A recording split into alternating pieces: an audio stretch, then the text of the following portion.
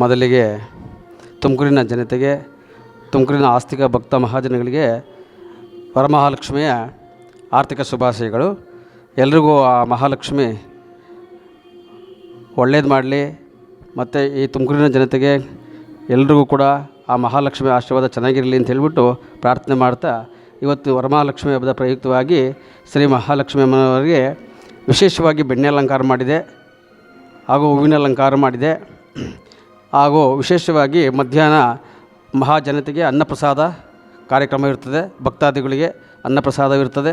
ಎಲ್ಲ ಭಕ್ತಾದಿಗಳು ಹೆಚ್ಚಿನ ಸಂಖ್ಯೆಯಲ್ಲಿ ಆಗಮಿಸಿ ಶ್ರೀ ಮಹಾಲಕ್ಷ್ಮಿ ಅಮ್ಮನ ಕೃಪೆಗೆ ಪಾತ್ರರಾಗಬೇಕಿದೆ. ಆಮೇಲೆ ಸವಿನಯ ಪ್ರಾರ್ಥನೆ ಹಾಗೂ ವಿಶೇಷವಾಗಿ ಎಲ್ಲ ಮನೆಗಳಲ್ಲೂ ಕೂಡ ಇವತ್ತು ಆ ಅಮ್ಮನವರನ್ನು ಆರಾಧಿಸಿ ಆ ಅಮ್ಮನವರ ಕೃಪಾ ಕಟಾಕ್ಷಕ್ಕೆ ಪ್ರಾರ್ಥವಾಗ್ತಾರೆ. ವಿಶೇಷವಾಗಿ ಅಲಂಕಾರ ಮಾಡ್ತಾರೆ ಎಲ್ಲ ಮನೆಗಳಲ್ಲಿ. ವಿಶೇಷವಾಗಿ ಅಂದರೆ ಅವರ ಮನಸ್ಸಿಗೆ ಬಂದಂತೆ ವಿಶೇಷವಾಗಿ ಅಲಂಕಾರಗಳನ್ನು ಮಾಡಿ ಅಮ್ಮನವರ ಕೃಪೆಗೆ ಪಾತ್ರರಾಗ್ತಾರೆ. ಹಾಗಾಗಿ ಇವತ್ತಿನ ವಿಶೇಷವಾಗಿ ಅಮ್ಮನವರನ್ನು ಪೂಜಿಸಿ ಆರಾಧಿಸಿ ಅಮ್ಮನವರ ಕೃಪೆಗೆ ಪಾತ್ರರಾಗಬೇಕು. ತಮ್ಮಲ್ಲಿ ಸವಿನಯ ಪ್ರಾರ್ಥನೆ. ನಾವು ಸುಮಾರು 25 ವರ್ಷಗಳ ಪುರಾತನವಾದ ದೇವಸ್ಥಾನ. ಹಾಗೂ ವಿಶೇಷವಾಗಿ ಹೊಸದಾಗಿ ನಿರ್ಮಾಣ ಮಾಡಿ, ಅಂದರೆ ಪುನರ್ಜೀವ ಮಾಡಿ ಹೊಸದಾಗಿ ಹಳೇ ದೇವಸ್ಥಾನ ಇತ್ತು ಸರ್. ಹಾಗಾಗಿ ಅದನ್ನು ತಿರ್ಗಾ ಪುನರ್ಜೀವ ಕೊಟ್ಬಿಟ್ಟು ಪ್ರತಿಷ್ಠಾಪನೆ ಮಾಡಿ 25 ವರ್ಷಗಳಾಗಿದೆ. ಅಲ್ಲಿಂದ ಇಲ್ಲಿವರೆಗೂ ವಿಶೇಷವಾಗಿ ಮಂಗಳವಾರ, ಶುಕ್ರವಾರ ವಿಶೇಷ ಪೂಜೆ ಇರುತ್ತೆ. ಶುಕ್ರವಾರ ಅನ್ನಸಂತರ್ಪಣೆ ಇರುತ್ತೆ, ವಿಶೇಷವಾಗಿರುತ್ತೆ.